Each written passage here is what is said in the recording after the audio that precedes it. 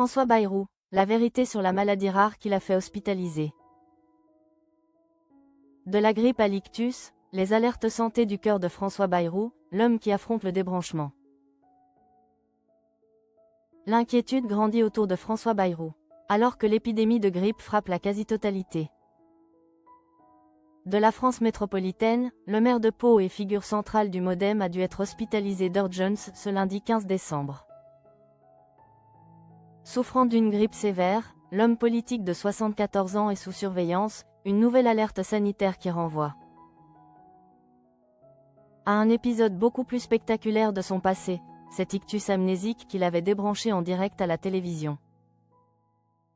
La municipalité de Pau a confirmé l'hospitalisation de François Bayrou au centre hospitalier de la ville.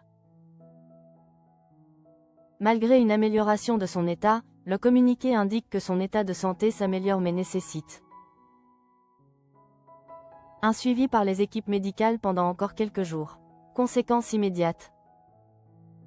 Son absence au rendez-vous politique majeur de la semaine, le conseil municipal et le conseil communautaire. Ce n'est pas la première fois que la santé du prédécesseur de Sébastien Lecornu force une intervention médicale d'urgence, rappelant la fragilité de l'homme derrière la fonction politique. Un épisode marquant de sa vie publique remonte à 2010. Invité du Grand Journal sur Canal+ à l'époque présenté par Yann Barthès, François Bayrou, alors âgé de 59 ans, avait vécu une expérience neurologique terrifiante, en plein échange tendu avec l'animateur.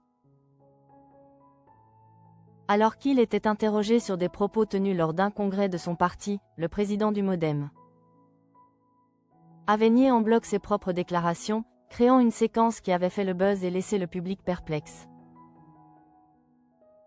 L'explication, révélée après coup, fut clinique et dramatique, un ictus, une crise amnésique qui se déclenche sans prévenir. L'homme politique avait décrit à l'AFP ce moment de débranchement avec une précision saisissante. Je me suis trouvé comme débranché de l'émission. Je savais que j'étais là, je n'avais pas perdu conscience mais j'avais une sorte de vertige. Je ne savais plus ce que les gens disaient et me disaient. C'était un sentiment d'irréalité. Cet état étrange s'était poursuivi dans la soirée, le conduisant à l'hôpital du Val-de-Grâce, où les médecins avaient diagnostiqué des signes cliniques d'hypertension. Cette version fut appuyée par la numéro 2 du MoDem d'alors, Marielle de Sarnez, qui avait mis des mots sur ce malaise subi. Les médecins ont mis un mot sur le malaise qu'il a subi. Il s'agit d'un léger ictus transitoire, dont la cause probable est le surmenage, et qui s'accompagne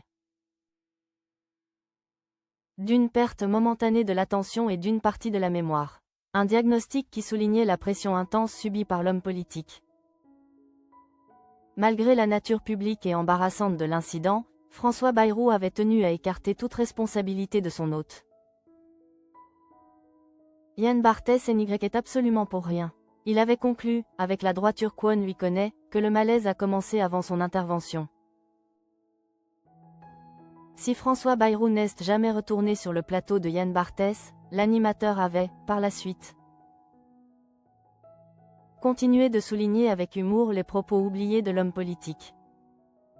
Aujourd'hui, c'est une autre alerte qui le frappe, une grippe sévère qui l'immobilise.